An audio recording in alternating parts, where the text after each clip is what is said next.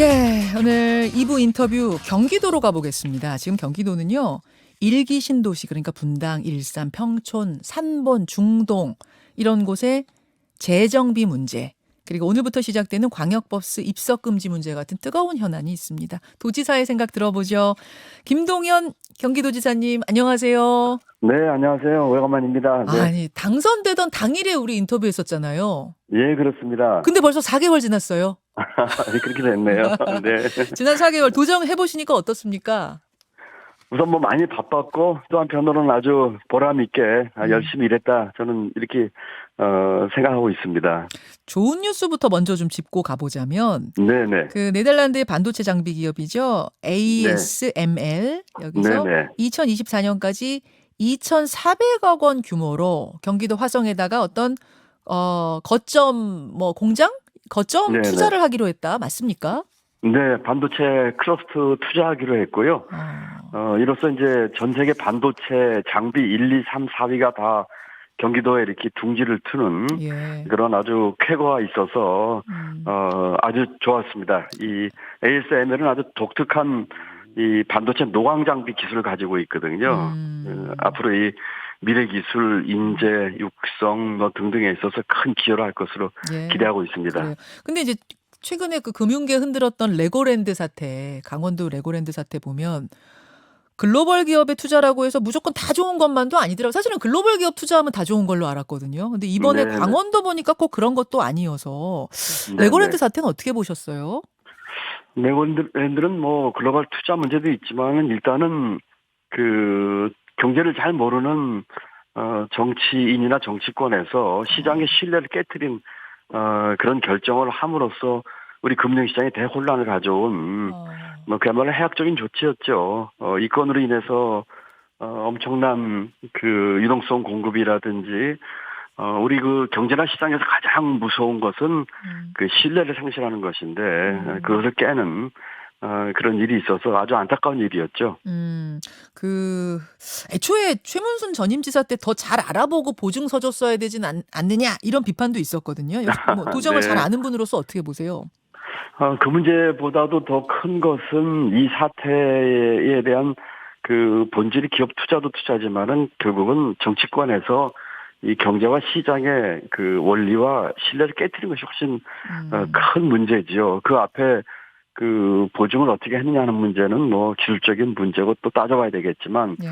어쨌든 이 일로 인해서 지금 경제 어려움을 겪고 있고 또 금융시장 일부 혼란이 있었는데 아주 결정적으로 어려운 그런 조치를 만든 시장과 경제에 아주 해악적인 그런 일이 됐었죠. 알겠습니다. 네네. 반도체 투자 유치는 참 기쁜 소식입니다만 조금 골아픈 현안도 경기도에 있어요. 네. 우선 일기 신도시 문제. 예. 그 지난 여름에 국토부 원희룡 장관하고 좀 설전이 있으셨더라고요. 예, 그랬었죠. 예. 그렇죠. 경기도민들의 수건 사업이 여러분 일기 신도시 재건축 문제입니다. 아까 제가 말씀드렸던 분당, 일산, 평촌, 삼분, 중동 여기 분들은 우리 재건축해야 된다. 이런 이제 수건을 가지고 계시는데 예. 국토부는 2024년까지 플랜을 내놓겠다. 그러니까 안 하겠다는 건 아니고 2024년까지 플랜을 내놓겠다는 계획인데 여기에 대해서 김동연 지사께서는 이건 대선 공약 파기다. 더 당겨라. 굉장히 강하게 비판하셨어요. 네. 예. 저희가 그렇게 적극적으로 나서고 또 비판을 함으로써 그 국토부와 중앙정부에서 보다 적극적으로 나선 거는 저는 긍정적인 저희가 동기부여를 했다고 생각을 하고요. 지금 이 일기 신도시 문제는 여러 차례 논의됐고 분석이 많이 됐던 것입니다. 24년까지 2년 뒤에 이제 그 마스터 플랜을 만들겠다고 하는 거는 또 이게 시간을 끄는 그런 그 안 좋은 효과가 있을 거고 또 그 해에 그 총선이라고 하는 정치적 일정이 있습니다. 그렇죠. 예, 그렇기 때문에 그 정도의 그 앞으로의 계획은 그 안에도 이제까지의 분석을 통해서 충분히 할 수 있기 때문에 좀 당기자 이런 문제를 했던 것이고요. 총선을 혹시 좀 고려해서 더 당길 수 있는 걸 좀 미룬 거 아니냐라는 의심도 드세요? 뭐 저는 뭐 그런 의심도 뭐 충분히 들지만은 어쨌든 정치 일정이 하여튼에 이 문제를 끌고 오는 것은 결과적으로 또 이 새로운 논란을 가져올 겁니다. 그리고 이미 그동안 우리가 이 신도시 문제에 대해서 분석하고 검토한 그 질과 양으로 봐서도 그 안에 충분히 이거는 계획을 세울 수 있는 것이라는 생각이 들고요. 또 하나는 신도시 얘기라니까 이 신도시가 아닌 그 원도시 문제에 대해서 조금 우리가 간과하는 경향이 있습니다. 그래서 신도시보다 훨씬 형편이 어려운 원도시 문제도 같이 포함해서 이 노후주택 개선을 해야 되겠고, 신도시는 단순한 뭐 노후화 해소가 아니라 이 미래 도시로 좀 가야 되겠다. 조금 그런 면에서 서둘러서 계획을 만들고 시작을 하자 이런 주장을 했었고. 근데 원희룡 장관이 또 강하게 비판하셨어요. 아니 도지사한테는 아무 권한이 없는데 뭐를 어쩌겠다는 건지 모르겠다. 굉장히 무책임한 정치적 발언이다. 얄팍한 이익만 누리려 하지 말고 국토부랑 5개 시가 같이 추진하는 거 잘 지켜보라. 이렇게 굉장히 또 세게 비판하셨거든요. 도지사도 그 일정 부분 권한이 있고요. 또 그 국토부와 또 기초자치단체에 또 권한이 있죠. 제가 그렇게 얘기하면서도 계속해서 이 문제는 중앙정부와 뭐 광역자치단체가 서로 그 각을 세울 일이 아니고 함께 협력해서 우리 이 신도시 문제 해결을 되고 서로 협력해서 빨리 처리하자. 또 5개 저희 그 경기도에 있는 시도 마찬가지고요. 이 뭐 주민을 보고 해야지 알겠습니다. 정치적인 뭐 그런 가지고 할 이유도 없고요. 지금 이 불편 겪고 있는 주민 또 원도심 주민 함께 고려해야 된다 이런 말씀이죠. 지사님 생각에는 그럼 언제까지 좀 마스터 플랜은 나와야 된다고 보세요? 시기로는? 저는 뭐 충분히 그 내년도까지도 당길 수 있다고 생각을 하고 있습니다. 2023년까지. 네, 이제까지 지금 뭐 저희들이 해놓은 거나 또 저희 경기도에서도 벌써 용역을 2건이나 금년에 하고 있고요. 그렇기 때문에 이거 뭐 마음만 먹으면 내년에도 충분히 만들 수 있다고 저는 생각하고 있습니다. 알겠습니다. 또 하나가 버스 얘기예요. 버스. 네네네. 오늘부터 경기도 광역버스의 절반 정도에서 입석이 금지됐습니다, 여러분. 지금 경기도에서 서울 오시는 분들은요. 아무리 타고 싶어도 입석으로는 못 합니다. 왜냐하면 KD 운송그룹이라는 회사가 있는데 그 회사 노조에서 자체 결정을 했어요. 최근에 참사 뭐 이런 걸 고려해서 이제 입석으로는 우리 안 태우겠다. 근데 이제 그 회사가 워낙 많은 버스를 가지고 있기 때문에 경기도 광역버스 절반이 입석 금지가 된 겁니다. 근데 평소에 하루에 서서 가는 입석 승객이 3천여 명 된다면서요.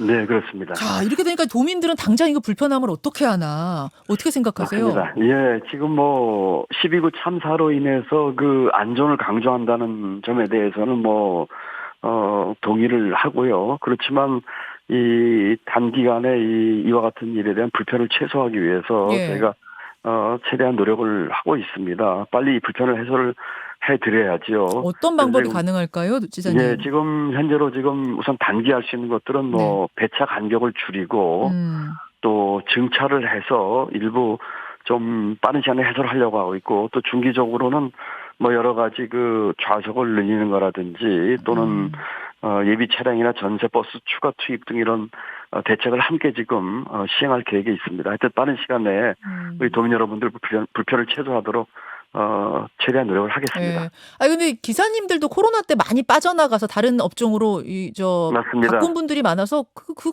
기사님들 구하기도 쉽지 않으실 것 같은데요. 네, 지금 버스 기사분들 구하기 어려워서 좀 그 애로가 있고, 지난번에 저희 그 버스 노조 파업 관련해서 제가 새벽까지 가서 이 타결 짓고 했는데 그런 처우 개선 문제도 같이 병행을 하고 있다는 말씀을 드립니다. 입석 금지는 그럼 이 노조의 뜻을 따라서 계속 유지가 되는 거예요? 아니면은 뭔가 바뀔 가능성도 있어요? 왜냐하면 입석 좀 그냥 허용해달라라는 의견도 너무 불편하다 이런 경기도민의 현실적인 요구도 있어서. 맞습니다. 이게 지금 그런 안전과 그런 불편함의 해소의 조화를 어떻게 할 것인가 문제거든요. 일단 안전을 강조해야 된다는 측면에 대해서는 뭐 원칙적으로 동의를 하면서 아까 말씀드린 그런 대책을 만들고 있지만 또 이 KD 운송그룹이라든지 또 지금 광역버스 46%를 이 회사 소속 업체가 하고 있거든요. 맞아요. 같이 좀 논의 좀 해볼 그런 생각이 있습니다. 뭐 이미 하고 있고요. 그 한 달 정도는 불편해야 되는 건가요? 어떻게 언제쯤 대책이 나옵니까? 일단 뭐 아까 말씀드린 것처럼 이미 이제 그 배차 간격 줄이는 것과 이 증차하는 것 일부 대책은 시행을 하고 있고요. 조금 더 이제 늘릴 생각이고 중기적으로는 하여튼 알겠습니다. 추가 투입에 대한 뭐 예비 차량 전체 버스 등 이런 것들을 해서 불편한 하여튼 최소한 방향으로 노력을 하겠습니다. 예, 김동연 경기지사 지금 만나고 있습니다. 그나저나 지사님은 취임 4개월이고 대통령은 이제 6개월 막 지났거든요. 네, 그렇습니다. 예. 윤석열 대통령의 6개월 평가해 주신다면요. 지금 뭐 대한민국이 어디로 가고 있는지 뭐 도대체 알 수 없는 그런 혼란의 시간이 쭉 지나오지 않았나 싶어서 정치의 위기, 리더십의 위기 이런 것들이 가중되고 있다. 지금의 이 경제 복합 위기에 더해서 리더십의 위기가 더 심각한 문제가 아닌가 이렇게 생각을 하고 있습니다. 리더십의 위기를 보셨어요? 네, 대한민국이 어디로 가는지에 대한 비전 부재, 이런 혼란, 뭐 이런 것들이 대표될 수 있겠죠. 뭐 예를 들면 어떤 걸 보면서 좀 더 느끼셨을까요? 그 이때까지 6개월 동안 국정의 대부분이 그랬죠. 외교 문제도 그랬고, 이번 12구 참사 수습도 그랬고, 또 그동안의 경제 이 어려움을 해결하기 위한 대책들도 그렇고, 모든 면에 있어서 5년 뒤 대한민국은 도대체 어떤 대한민국이 될 것이며, 대한민국이라고 하는 이 큰 데는 지금 어느 항구를 목표로 가고 있는지, 그 정도까지? 뭐 도대체 알 수 없는. 네, 도대체 알 수 없는. 네, 6개월이 아니었는가 이렇게 생각을 합니다. 아니 뭐 점수로 학점으로 주신다면 얼마나 가능합니까? 점수요? 예. 지지율 뭐 언론에 나오는 것이 대충 국민이 생각하시는 점수 아닐까요? 30% 언저리 그 정도? 네, 요새는 30% 미만 떨어진 것 같은데 국민께서 하는 국정 지지도가 가장 객관적인 점수가 아닐까 그렇게 생각을 합니다. 알겠습니다. 지금 이제 이태원 참사의 어떤 사전 사후 대처 이것도 뭐 리더십 위기의 한 예라고 말씀하셨는데 그 질문 한번 드려보죠. 지금 이상민 장관 경질 문제로 여야가 대립하고 있습니다. 네, 네. 김동연 지사는 이제 중앙정부에서 또 중요 직책으로 고위직으로 일을 하셨던 분이니까 중앙정부 시스템 잘 아시잖아요. 네, 그렇습니다. 예, 지금 이 돌아가는 상황들 어떻게 보세요? 정부 그러니까 국가의 부재, 책임의 실정이죠. 저는 공직자 한 사람으로서 여러 차례 이 문제에 대해서 사과를 이미 드렸습니다. 우리 경기도민도 여러분이 희생하셨고요. 예. 이 문제에 대해서 예방 또 그 당시의 대처, 사후 수습 이런 점에 있어서 정말 부끄럽고 국가의 부재 책임의 실정 이라고 생각을 하고 특히 국격의 문제를 심각하게 해쳤다고 생각을 합니다. 10대 경제 대국에서 이렇게 많은 국민이 희생을 당했고 외국인이 26번 돌아가셨고 국가 리더십 부재 또 위기 관리 시스템의 실패라고 저는 생각을 합니다. 이상민 장관을 이제 야당에서는 민주당에서는 경질을 빨리 해라, 빨리 하고 수습해라 이렇게 얘기를 하는데 지금 이상민 장관이나 또 여당의 입장은 뭐냐면 지금 당장 장관이 그만두면 다른 장관이 또 인사청문회 거쳐서 들어오려면 뭐 2개월, 3개월 걸리는데 그 공백 동안 그럼 어떻게 하느냐. 그러니 일단 수습을 이 장관이 하고 그다음에 뭐 그만두게 하든 뭐 어떻게 하든 그다음 결정하자. 선수습 후 조치 어떻게 생각하세요? 저는 거의 반대합니다. 제가 중앙정부에서 국무조정실장과 부총리 하면서 두 번 다 생겼던 일에 대해서 사표를 제출한 적이 있습니다. 국무위원들은 이런 문제가 있을 적에 자기 거취 문제에 있어서 책임지는 모습을 보이는 것이 맞다고 생각을 합니다. 무슨 일로 그때 사표 내셨었어요? 경제부총리 때? 경제부총리 때는 제가 고용 실적이 상당히 안 좋았습니다. 고용이 안 좋아서 고용 문제에 대해서 제가 책임을 지고 사퇴하겠다고 하는 의사표시를 2018년 8월 달에 대통령께 냈었고요. 국무조정실 때는 2013년부터 사표 제출했고 결정적으로는 2014년 세월호 사건이 있었죠. 그런 것들을 하는 과정에서 제가 사의를 제출해서 국무조정실장 때는 사의가 수용이 됐고 부총리 때는 제가 사의를 수용하고 3개월 뒤에 제가 이제 경질됐다고 해야 되나요? 그런 일이 있었는데 국무위원은 자기 소관의 일에 대해서 국민 앞에 분명한 책임을 져야 되는데 지금 이 문제에 있어서 선수습 후 사퇴 여부 결정 이것은 무책임하다고 생각을 합니다. 무책임하다. 그렇습니다. 근데 이상민 장관도 사표 안 내기 싫어서 막 이 자리를 잡고 싶어서 그런 건 아니다. 나도 폼나게 사표 던지고 싶지만 그러면 수습은 누가 하냐 이제 그 얘기거든요. 그 말이 더 오히려 그 표현 자체가 오히려 국민들 정서를 건드렸었죠. 책임진 모습 보여야 되고, 제가 세월호 참사 당시에 총리를 모시는 장관급 국무조정실장으로 있었거든요. 예, 예. 그때 제가 총리께 총리 사표뿐만이 아니라 내각 총사퇴도 준비를 해야 될 정도로 이 사안 심각합니다라고 이렇게 말씀드린 적이 있습니다. 아, 참모로서 총리한테 이거 내각 그렇습니다. 총사퇴해야 된다라고 건의하셨어요? 내각 총사퇴 준비까지 해야 될 정도 사안입니다. 이 문제는. 지금도 그렇게 보세요? 지금은 이 사안이 뭐 단순한 국무위원 뭐 한두 사람 문제가 아니고, 예. 저는 한덕수 총리를 개인적으로 잘 알고 존경합니다만, 이 문제의 심각성으로 봐서는 그 윗선까지도 스스로 자기 진퇴를 표명하는 것이 본인을 위해서 훨씬 좋았을 거다라고 개인적으로 생각을 합니다. 그 윗선이라 하면 그러면은 행안부 장관 정도가 아니라 총리까지. 그렇죠. 제가 세월호 때 총리께 총리 사표는 물론이지만은 저는 이미 사표를 냈고요. 이지만 내각 총사 때까지도 준비해야 될 정도 사안입니다. 이 우리 국민들에 대한 그 책임, 또 이 사태와 관련된 시스템의 재건설이라고 할까요? 이런 등등으로 봐가지고 그 정도까지 준비를 해야 된다고 하는데, 네. 이번 참사도 네. 이 국가와 정부에서 분명하게 책임지는 모습을 보여서 국민들의 신뢰를 얻어야 되고, 그렇게 싹 다 사퇴해도 수습되고 뭐 이러는데 대책 세우고 하는데 문제 없었습니까? 문제 없습니까?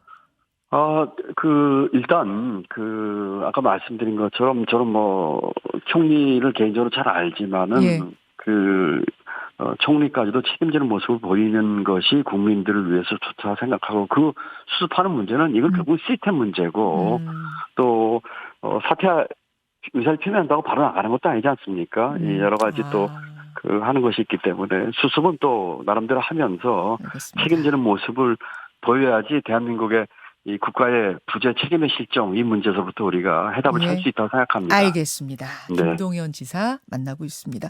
도정을 이끌고 계시지만 당내 상황도 좀 여쭤야 될 것 같습니다. 이재명 대표의 최측근들이 지금 구속되거나 구속 기로에 서면서 이제 칼끝은 이재명 대표로 향하는 거 아니겠느냐. 이른바 이재명 사법 리스크에 대한 우려가 커지고 있어요. 당 상황은 어떻게 바라보고 계십니까? 지금 저는 경기도정에 지금 집중하고 있기 때문에 중앙정치나 당사당에 대해서 아주 세세히까지는 알고 있지 못하지만, 지금 이재명 대표에 대한 그런 수사를 포함해서 수사는 누구에게나 이 공정하고 엄중해야 되겠거든요. 물론이죠. 이번 사안도 이 사안의 내용, 또 경중, 이걸 자세히 들여다보지 않으면, 또 공정하고 형평성 갖고 보지 않으면 이 정치 보복성 수사라는 논란을 만들 수밖에 없을 겁니다. 그렇기 때문에 지금 대표직 사퇴 이런 얘기 나오는데, 그거는 동의하지 않고요. 이 제기된 이 의혹과 문제에 대해서 당사자가 성실하게 소명하고 또 해명하고 결과에 책임지는 그런 것이 원칙이라고 생각을 하고요. 지금 제1야당의 대표로서 이와 같은 앞으로 이제 민생과 또 국민 삶에 대해서 큰 역할을 해야 되는 상황이 있기 때문에 꿋꿋하게 그 역할을 해야 된다고 생각을 하고, 특히 이제 이 공정과 형평성 문제에 있어서 이 수사당국에서도 이 정치 보복성 논란이 나오지 않도록 이 공정하고 이 엄중하게 해야 한다고 생각합니다. 사퇴는 반대하고 당당하게 나가서 소명하고 결과에 책임지면 되는 거 아니겠느냐, 그 말씀하셨는데. 그렇습니다. 그럼 말씀하시죠. 네. 네. 지금 제1야당의 다수당의 대표입니다. 그리고 우리 민주당의 커다란 자산이고요. 그렇기 때문에 이 사안에 대해서 정정당당하게 소명하고 결과 책임지면 될 일일 뿐이지. 그러면 소환 요청이 온다든지 하면 어떤 분은 나가야 된다, 아니다, 나갈 필요 없다, 막 이런 얘기들 막 엇갈리는데, 나가서 소명해야 된다는 쪽이세요? 우선 제가 아까 공정과 형평성 얘기를 했는데, 지금 다른 것들에 수사하고 지금 이 수사하고 지금 형평이 맞지 않고 공정하지 않지 않습니까? 그와 같은 것들에서 이 수사당국에서나 또 이 문제에 대해서 우선 공정성과 형평성을 좀 확보를 해야 될 것이고 거기에 따라서 만약에 해명할 것이 있다면 다수당인 제1야당 대표로서의 어떤 존중을 하면서 수사를 하고 또 당사자도 성실하게 거기에 대해서 해명하고 결과를 책임지는 모습으로 가는 것이 맞다 저는 이렇게 생각하고 있습니다. 예, 하나만 짧게요. 김용보 네. 원장이나 정진상 실장 같은 경우에는 뭐 이 대표 최측근이긴 하지만 급수로는 뭐 2급 당직자 요 정도인데 네. 지금 혐의가 당직 맡기 전 개인 비리인데 당이 과연 어느 정도까지 공동 대응하는 게 맞느냐 이 수위를 놓고도 의견이 좀 다 다른 것 같더라고요. 당 네. 의원들 어떻게 생각하세요? 두 분이 문제를 가지고 당에서 너무 깊게 이렇게 방어 논리피고 하는 것에 대해서는 적절치 않은 면이 있지만 아마 이제 당에서는 이 문제가 이제 당 대표와 연결되기 때문에 그렇게 하는 것이 아닌가. 또 그동안에 이 수사로 봐서도 이 정치 보복성 논란까지도 있기 때문에 당에서 나서는 것이 아닌가. 저는 그렇게 생각을 하고 있고요. 적정선에서 당에서 잘 대처를 할 것으로 믿고 있습니다. 알겠습니다. 오늘은 이제 취임 4개월 기념 인터뷰였고요. 네네. 언제, 그럼 이게 8개월 곱하기 2로 나오시면 될까요? 8개월 될 때쯤일까요? 네, 제가 한번 시간 내서 한번 스튜디오에 가서 예. 저 뵙고 또 이렇게 말씀하는데 전화를 이렇게 해서 죄송하고 조만간에 한번 뵀으면 좋겠습니다. 그랬으면 시간 좋겠습니다. 냈으면 좋겠습니다. 경기도에 예, 산적한 현안이 많으니까요. 지사님 자주 네. 좀 인터뷰해서 뵙겠습니다. 오늘 고맙습니다. 네, 감사합니다. 김동연 지사였습니다. 김현정의 뉴스쇼는 시청자 여러분의 참여를 기다립니다. 구독과 좋아요, 댓글 잊지 않으셨죠? 알림 설정을 해두시면 평일 아침 7시 20분 실시간 라이브도 참여하실 수 있습니다.